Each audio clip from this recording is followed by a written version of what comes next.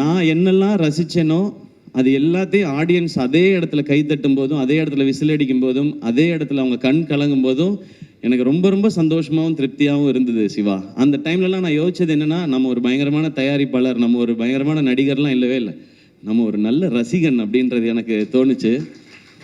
ஏன்னா இந்த சினிமாவும் படங்கள் பண்ணிக்கிட்டே இருக்கும்போது விமர்சனங்கள்லாம் சில இது வந்துகிட்டே இருக்கும்போது நம்மளை அது குழப்பி விட்டுரும். எனக்கு அது நடந்திருக்காது.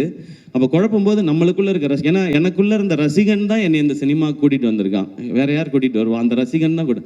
அவன் கரெக்டாக இருக்கானா, அவன் அலைவாக இருக்கானான்றதுல எனக்கு ஒரு குழப்பம் இருந்துகிட்டே இருந்துச்சு. அந்த குழப்பத்தை மொத்தமாக தீர்த்தது இந்த தாய் கிழவியும் சிவகுமார் முருகேசனும் தான். எப்போவுமே நல்ல ரசிகனாக இருக்கணும்னு நினைக்கிறேன். அது இந்த படம் ஆரம்பத்துலேருந்து எனக்கு கிடச்சிட்ருக்கு. இந்த கதையை நிஜமாக்கிய அதுக்கப்புறம் சுதன் வந்தார், பேஷன் ஸ்டுடியோஸ். அவர் ஒரு 4850 படம் ப்ரொடியூஸ் பண்ணிகிட்ருக்காரு. அதில் ஒரு படமாக இந்த படம் இருக்குது. அவருக்கு ஞாபகம் இருக்குமான்னு தெரியல. இந்த ஃபங்க்ஷன் அடிக்கடி வைக்கிறது காரணமே சுதன், நீங்கள் தான் இந்த படத்தோட ப்ரொடியூசர், இந்த படத்தில் நீங்களும் இருக்கீங்க, வாங்க ஃபங்க்ஷனுக்கு வந்துட்டு போங்க, நான் சிவா வந்துட்டு போகிறேன் அப்படின்னு சொல்லி வந்துட்டு போவார்.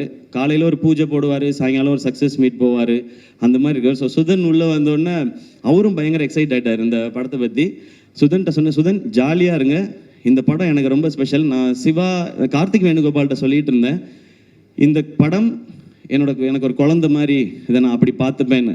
அப்படி தான் நான் பார்த்துக்கிட்டு இருக்கேன் இப்போ வரைக்கும்.